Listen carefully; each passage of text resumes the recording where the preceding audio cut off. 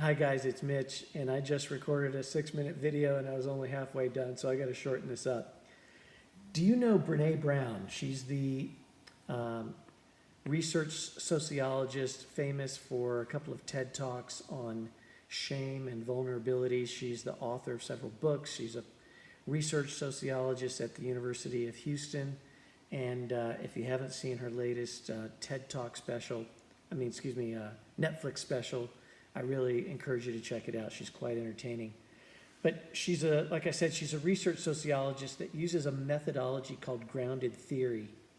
And grounded theory is a methodology that'll basically, these researchers go out and interview people, and there's interview responses become the data that they study. So they take all the responses from the interviewees, they glean through their responses looking for patterns, keywords, concepts, ideas, and they code them, and then they document the codes, record the codes, and then look for patterns in the data, themes. And one of the things they talk about as grounded theorists is that basically the stories or the interview responses are the data. Well, that got me thinking about appreciative inquiry and how we have appreciative interviews and how those interview responses kind of become the data. And so I started thinking about that and went back to our text from last term and reviewed those 5 core processes, which include inquiry into stories of life-giving forces, and then locating themes within those stories, and then selecting topics from the themes, and then creating images of the future based on those topics, and then innovating and creating ways to accomplish that vision of the future. So that got me thinking about Ken Nowak from the podcast, and a quote that I jotted down while listening. He said, "A necessary condition for developing new habits is the use of insight and reflection." And so I started thinking about developing new habits. Really, that's another way of saying change. And so I thought, well, if you're going to initiate change, you have to reflect or have insights. And so that actually aligned with one of Nowak's comments, or the way I synthesized his comments, and that is he suggested that assessment tools were effective in facilitating reflection and delivering insights that can enlighten, encourage, and enable. So what I took away from that is that reflection and insights are a kind of storytelling, and these assessment tools facilitate that. Assessment tools facilitate reflection and insights, a type of storytelling. So capturing stories is really essential to grounded theory, to appreciative inquiry, to developing new habits. Capturing stories is essential to change. So what I'm seeing is that assessment tools are really the results from assessment tools become the source material for stories that people can tell about themselves, reflect upon, and gain insights around. So this happened to me a few years back. I was in business with some family members. Long story, they were cooking the books. I confronted them. They squeezed me out of the business. I was the minority shareholder. And after almost a decade of building this business from nothing to about $11 million a year, I had nothing. And so I was in crisis. I had 8 kids, no job, no company, no money. And so I set out on a job search. And one of the folks that interviewed me asked me to take the Strength Finder, Clifton Strength Finder. And I had never taken it before. So I took it, and I was blown away by the report, the results. So it was early in the morning. I went and woke up my wife, Amy, and said, hey, read this. And she started reading the report, and she looked at me. Of course, she was kind of sleepy and groggy, but she hadn't had coffee yet. But she said, did you write this? I said, no. She goes, who wrote this? I said, I took this crazy online assessment in like 15 minutes, and this is the report that it produced. She goes, my God, it's like they know you better than I know you. And so it was really powerful. Based on those results, I turned down the job offer because it wasn't the right fit. They offered me a job. I told them I can't do it.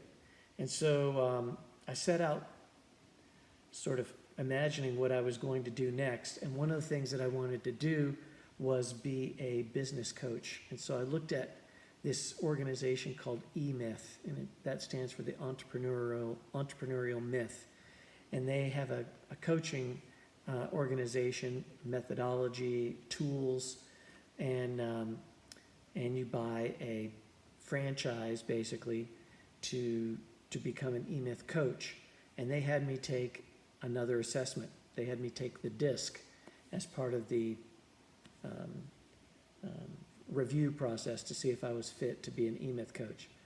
And the results from the DISC assessment, again, blew me away. It was unbelievable how accurate I thought that it was. I wound up not doing the eMyth coaching, but I started my own business coaching firm.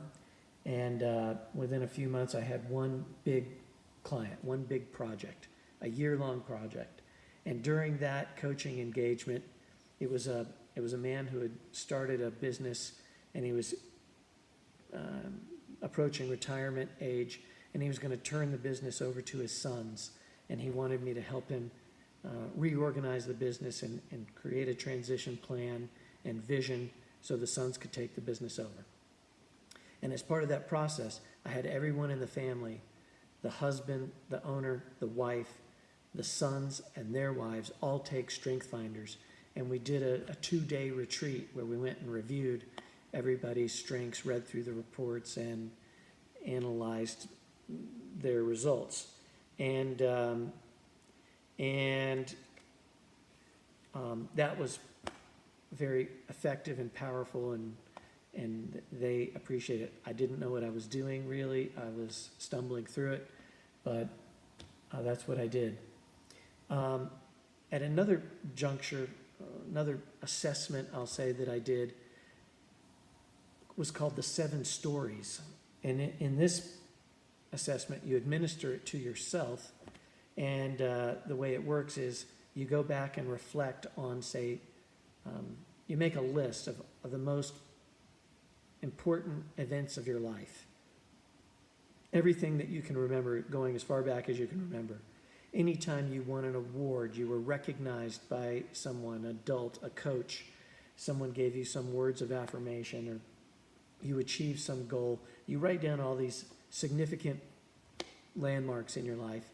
And then after a couple of days of writing down this list, you glean through the list and you circle the most important ones, the ones that were life-changing, the ones that were pivotal. And then you write a story about those 7, it's supposed to be 7 events in your life. And then you take those stories and you glean through them kind of like a grounded theorist or grounded theory researcher, and you kind of code for the key words and concepts and the most important ideas, and then you can create this list of big ideas. I did that, and it was really worthwhile and powerful. It took a long time, but that was one of the most effective, I'm going to call it assessment, that I had ever done. Another one, strange one, is a eulogy. I wrote my own eulogy during this crisis time to try, and it was sort of like imagining this ideal future, this positive future, although you may not think being dead is positive, but you write a eulogy, which is like, what you hope people will say about you. And then you sort of compare that to who you are now, and it becomes kind of a gap analysis, as well as this envisioning exercise of envisioning your positive future of who you might actually become. So when I put all these together, the Strength Finder, the DISC, the 7 stories, the eulogy, what began to emerge from that data, using that term like a grounded theory researcher, what emerged from that data was a personal mission statement. And as I was thinking about that today, I was thinking a personal mission statement is just a really short story about yourself. And so here's the short story that I wrote after all this work. This was a few years ago. My story, my mission: I'm a standard of trustworthiness and generosity fueled by coherence to the infinitely abundant energy resonating through the universe. I challenge the status quo, raise important questions, inspire vision, encourage change, and facilitate growth on behalf of the generations. I lead by example, speak the truth in love, and work to optimize the human experience.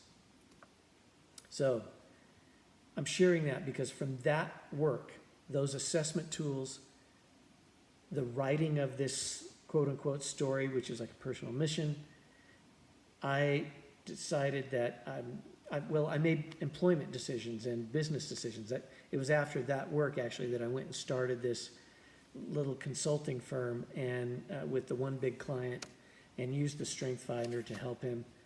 But I soon realized during that engagement with the entrepreneur, the business owner, that I didn't have the tools or the experience to really help him.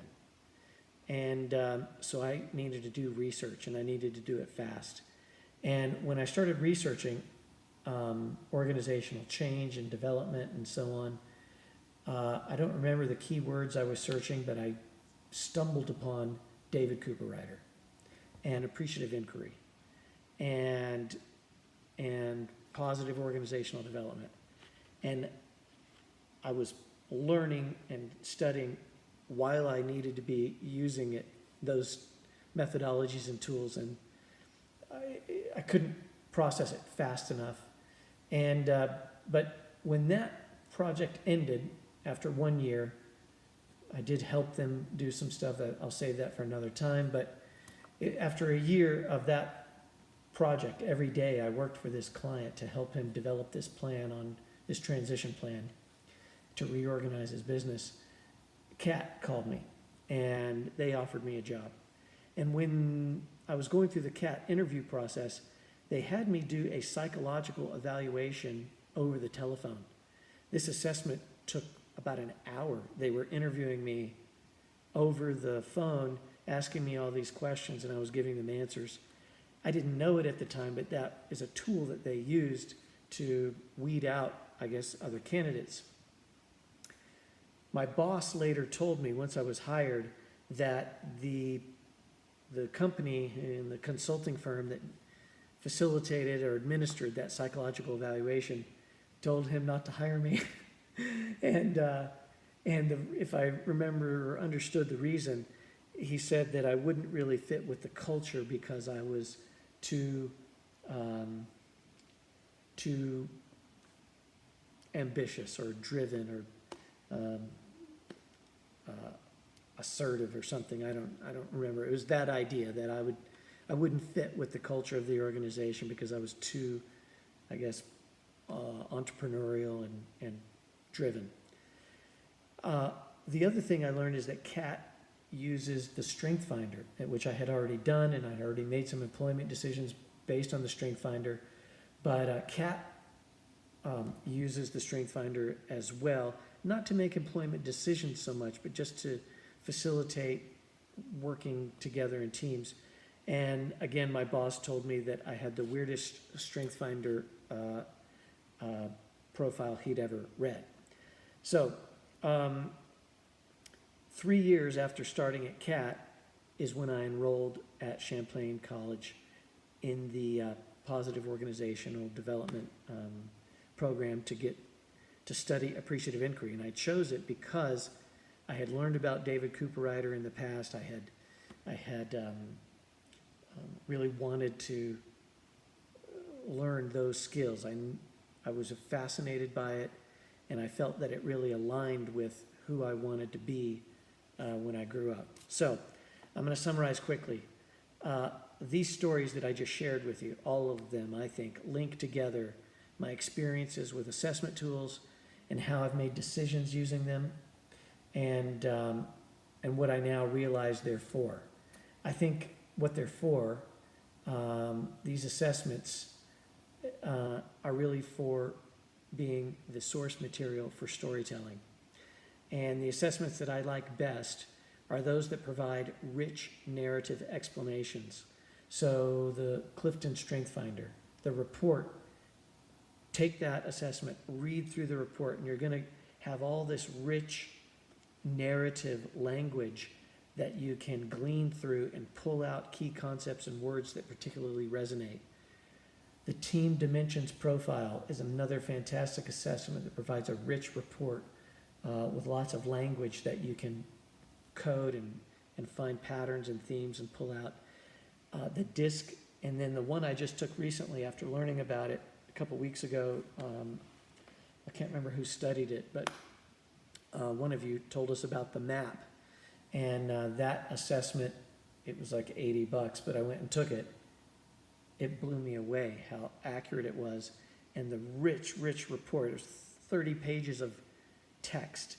And this is like 30 pages of a story about you, about me, which you can use as this source material for uncovering the stories and then imagining a positive future about yourself. And I think that's what these assessment tools are really for. They're for the creation, interpretation of, they're for reflecting and for the insights that enlighten and encourage and empower. That was way over 5 minutes. I'm so sorry. I had no idea how long that would take. Thanks for watching.